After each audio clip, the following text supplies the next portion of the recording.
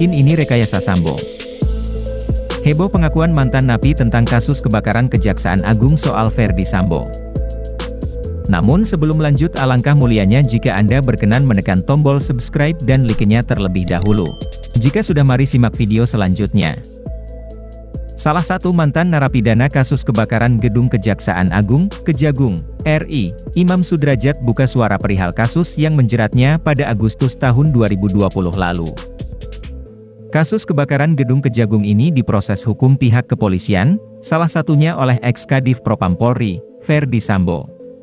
Saat itu, Ferdy Sambo masih berpangkat Brigadir Jenderal, Brigjen, dan mengemban jabatan sebagai Direktorat Tindak Pidana Umum, Ditipidum, Bareskrim Polri. Total, terdapat 5 orang tukang yang ditetapkan sebagai tersangka atas kasus kebakaran tersebut. Mereka berinisial T, H, S, K dan IS alias Imam Sudrajat.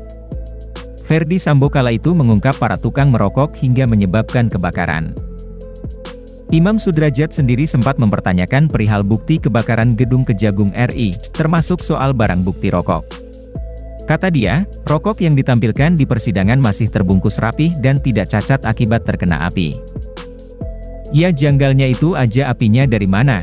Sedangkan pekerjaan kita tidak ada YG berhubungan dengan api, kelistrikan dan api itu hari itu tidak ada, kata Imam seperti dikutip dari tayangan YouTube Akurat Co, Sabtu, 18 Februari 2023. Imam juga mengaku heran terkait dengan bukti lain berupa CCTV. Sebab, kata Sambo, CCTV di sekitar gedung Kejagung yang terbakar itu sudah hangus sehingga tidak bisa diputar isinya. Tapi, dalam persidangan, CCTV yang hangus itu tidak ditampilkan. Pak Ferdy Sambo sendiri bilang waktu itu, CCTV hangus tidak bisa diputar. Ini yang jadi pertanyaan saya, kenapa bukti hangus itu tidak ditampilkan di persidangan? Saya sempat tanya ke kuasa hukum saya, kok bukti CCTV yang hangus enggak ditampilkan di persidangan? Seharusnya kalau itu bukti, ditampilin dong, ungkap Imam. Saya orang buta hukum ya, tapi namanya bukti ya bukti yang ada di lokasi paling enggak. Bukti rokoknya baru semua, bungkusnya baru, enggak ada cacat.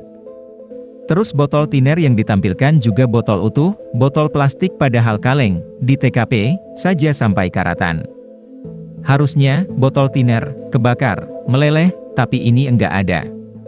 Kok ini masih utuh, mulus lagi, tuturnya. Lebih jauh, Imam pun merespons terkait adanya isu bahwa dirinya bersama 4 tersangka lain merupakan korban skenario kasus. Imam mengaku sempat memikirkan apakah dirinya benar menjadi korban skenario atau tidak. Namun, Imam tidak terlalu ambil pusing dan membiarkan proses hukum berjalan semestinya. Ia hanya tahu, dirinya diputuskan bersalah dan harus menjalani hukuman penjara.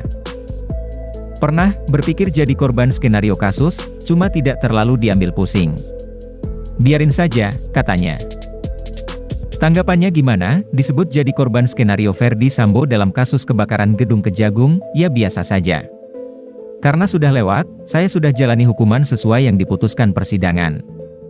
Enggak ada perasaan apa-apa, saya enggak tahu kasus itu rekayasa atau apa, yang saya tahu saya diputus bersalah, saya jalani, tandas Imam. Sekian info yang kami dapat, semoga berkenan di hati Anda, terima kasih sudah menonton video kami sampai akhir.